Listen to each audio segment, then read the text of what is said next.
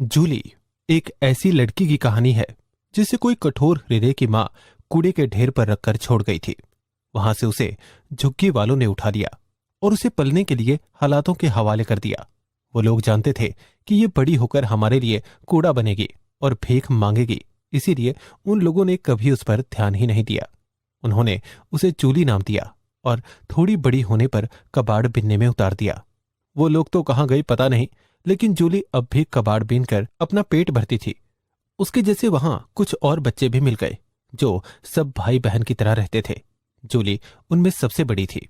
खटका सुन, आज कबाड़ बिनने तू उधर जाएगा और टाइगर तू उधर जाएगा। गिन्नी तू और बिंदिया मेरे साथ रहोगी। बहुत चालाक बनती हो दीदी, जानती हो ना उस तरफ ठेका है। तुम लोग तो बहुत सारी बोतल बिन लोगे, लेकिन हमें तो उधर थोड़ा बहुत कबाड़ मिलेगा। फायदे में तो तुम ही रहोगी। तू ऐसे क्यों सोचता है रे? मैंने कभी तुम्हारे साथ कोई घपला किया है क्या? मैं बड़ी हूँ इसलिए तुम्हें कहा, और इस कमाई से ही हम सबका खाना आता है। मैंने कभी कुछ कहा है? बिंदिया खटका को आंख दिखाते हुए बोली, दीदी ये तो पगला गया है।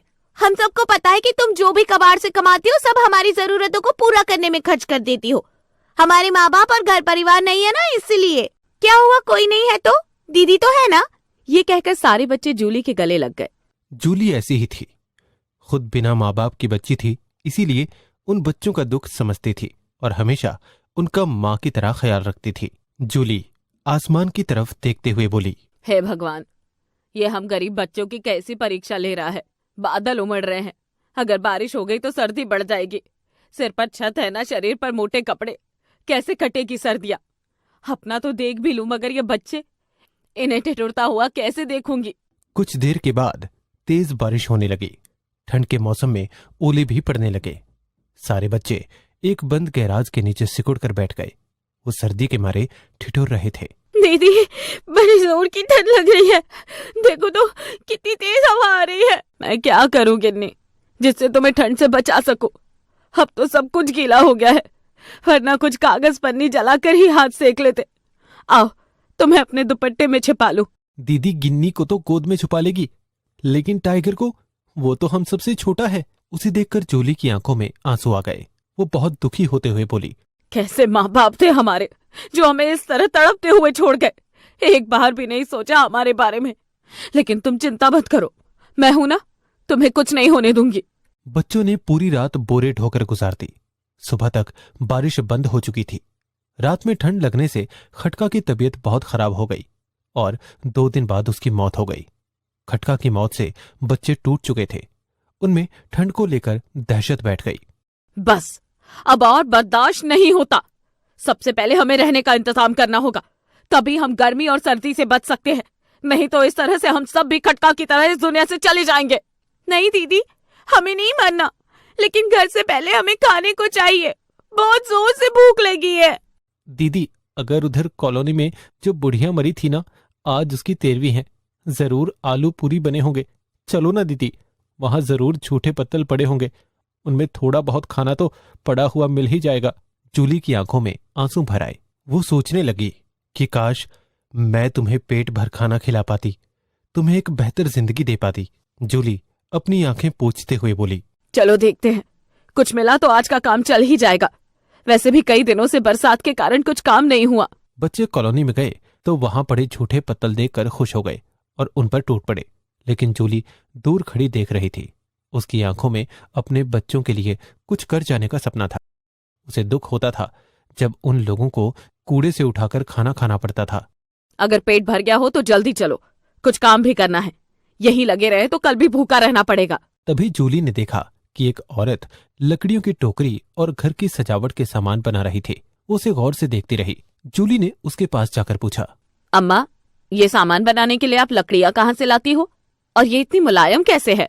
औरत हंसते हुए बोली, अरे बिटिया, जंगल में क्या लकड़ियों का अकाल पड़ा है। बहुत लकड़ियाँ है वहाँ। 2 दिन पानी में भिगो दो तो सब मुलायम हो जाती है, फिर जो चाहे बना सकती हो। जूली ने सोचा, इस तरह से तो हम भी काफी कुछ बना सकते हैं। वैसे भी यहाँ से जंगल थोड़ी ही दूरी पर तो है। उसने सब बच्चों को बुलाया और उसके साथ जंगल में जाकर लकड़ियां तोड़ लाई। अब हम भी इन लकड़ियों से सामान बनाकर बाजार में बेचेंगे। मैंने अम्मा से थोड़ा बहुत सीख लिया है, लेकिन तुम सबको मेरी मदद करनी पड़ेगी। सारे बच्चों ने हाथ में हाथ मारकर जूली का समर्थन किया। बारिश में लकड़ियां वैसे भी गीली होकर मुलायम हो चुकी थी। जूली ने उन्हें चीर कर टोकरी बनाई तो वो उसे देखकर खुद चौंक गई। अरे वाह दीदी, आपने तो उन अम्मा से भी ज्यादा सुंदर टोकरी बना दी। उधर से निकलती हुई एक लड़की ने पूछा, ए सुनो, ये टोकरी कितने की है? जूली खुशी से उछलते हुए बोली, दीदी, क्या आप ये सच में खरीदेंगी? अरे हाँ भाई, मुझे ये बहुत सुंदर लग रही है, मैं इसे खरीदना चाहती हूँ। बताओ कितने की है? जूली को कुछ नहीं सूझा, उसने बोल दिया 50 रुपए की। लड़की 50 रुपए की टोकरी खरीद कर ले गई। जूली ने खुशी के मारे गिन्नी का मुंह चूम लिया और बोली, अब हमें कूड़ा बीनने की जरूरत नहीं, अब हम यही काम करेंगे और इज्जत की जिंदगी जिएंगे। फिर क्या था, उन बच्चों के साथ साथ उसने अपने जैसे और कई गरीब कूड़ा बीनने वाले बच्चों को काम में लगा दिया। अब वो लकड़ियों से रोज नई नई चीजें तैयार करने लगी। रंग करने के बाद वो सामान और भी सुंदर लगने लगते थे। अब वो पुल के नीचे बैठकर काम करते थे, जिससे बहुत अच्छी बिक्री हो जाती थी। बच्चों, आखिर कब तक हम यूं ही यहाँ पुल के नीचे रहेंगे? मैं सोच रही हूँ कि जैसे हम लकड़ियों से बाकी सामान बनाते हैं, उसी तरह लकड़ियों का घर भी तो बना सकते हैं। हाँ दीदी, ये तो बहुत ही अच्छा रहेगा। हम लकड़ियों से एक सुंदर और बड़ा घर बनाएंगे। फिर उन्होंने लकड़ियों का एक बड़ा सा खूबसूरत घर बनाया, जिसमें वो सारे आराम से रह सकते थे। बच्चों देखो, बन गया ना हमारे अरमानों का घर। अब हम सब इसमें आराम से रहेंगे। अब हम में से कोई भी खटका की तरह ठंड से नहीं मरेगा। गिन्नी परेशान होते हुए बोली, दीदी, हम रोज इतनी लकड़ियां काटते रहे तो इस तरह तो एक दिन जंगल की सारी लकड़ियां खत्म हो जाएगी। फिर हम लकड़ियां कहाँ से लाएंगे? तू सही कह रही है गिन्नी, इस तरह तो जंगल खत्म हो जाएगा। हमें बहुत सारे पेड़ लगाने पड़ेंगे। पेड़ होंगे तभी तो हमें लकड़ियां मिलेंगी। उसके बाद उन्होंने बहुत सारे नए पेड़ लगाए। उन बच्चों के लकड़ी के घर और सामान की तारीफ दूर दूर तक फैलने लगी। जब ये बात वहां के बड़े बड़े नेताओं के पास पहुंची तो वो उनका काम देखने आ गए। बच्चों, तुम कूड़ा ना बीन कर इतना अच्छा काम कर रहे हो, यह बहुत ही गर्व की बात है। तुमने इन बच्चों के लिए लकड़ियों का घर बनाया और साथ में उन्हें मेहनत करना सिखाया। तुम्हारी जितनी तारीफ की जाए उतनी कम है। तुम गरीब बच्चों के लिए एक मिसाल हो। तुमने आत्मनिर्भर होकर सरकार के मुंह पर तमाचा मारा है कि किस तरह भूख और मौसम से लड़ते हुए तुमने ये सफलता खुद अपने दम पर हासिल की है। मैं तुम्हें सैल्यूट करता हूँ।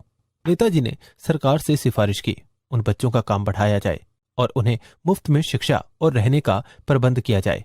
उनकी सारी मांगे पूरी हुई। जूली खुश होते हुए बोली, अगर हौसले बुलंद है तो इंसान कुछ भी कर सकता है। आज मैं बहुत खुश हूँ कि हमारी मेहनत रंग लाई।